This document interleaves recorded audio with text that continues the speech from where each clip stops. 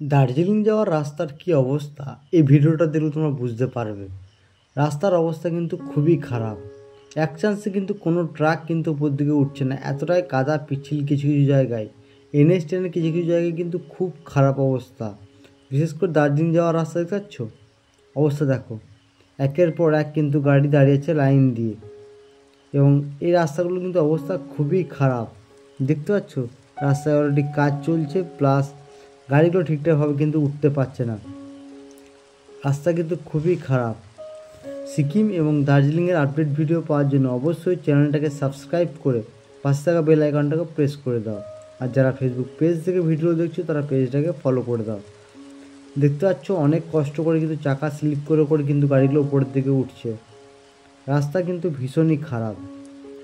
আজকে কিন্তু ওয়েদার একটু আগের থেকে ভালো হয়েছে, বৃষ্টির পরিমাণ আগের থেকে কমেছে।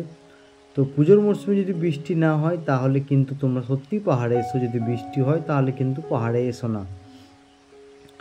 রাস্তার অবস্থা কিন্তু এখনও পর্যন্ত কিছু কিছু জায়গায় মানে খুব খারাপ। ভারী গাড়ির জন্য কিন্তু খুবই খারাপ। ছোট গাড়ি 4x4 জন্য অতটা অসুবিধা হয় না, বাট এ বড় লরিগুলোর ক্ষেত্রে কিন্তু খুব অবস্থা খারাপ। এবং যেহেতু পিচ উঠে গেছে বিভিন্ন জায়গায় কিন্তু তোমার কাদা এত স্লিপ করছে জায়গা যে দেখতে পাচ্ছ এক চান্সে কিন্তু কোনো গাড়ি কিন্তু উঠতে পারছে না। এর জন্য কিন্তু রাস্তায় কিন্তু জাম লাগছে, বিভিন্ন রাস্তায় কিন্তু জাম লাগছে। দেখতে পাচ্ছ কোনো মতেই কিন্তু গাড়িটা উপরের দিকে কিন্তু উঠতে পারছে না। অনেক কষ্ট করে 2 থেকে 3 বার ট্রাই করার পরেও কিন্তু গাড়িটা এখনও পর্যন্ত কিন্তু এই জায়গাটা উঠতে পারেনি। তো অবস্থা কিন্তু রাস্তার খুব যে ভালো সেটাও তোমাদেরকে বলবো না। রাস্তার অবস্থা কিন্তু বিভিন্ন জায়গায় কিন্তু খুব খারাপ এবং বেশ খারাপ। এবং রাস্তায় অলরেডি কাজ চলছে, পিছনে অলরেডি ট্রাক চলে এসছে, কিন্তু কোনো মতে এই ট্রাকটা উপরের দিকে আর এগিয়ে যেতে পারছে না। দেখা যাক কি হয়।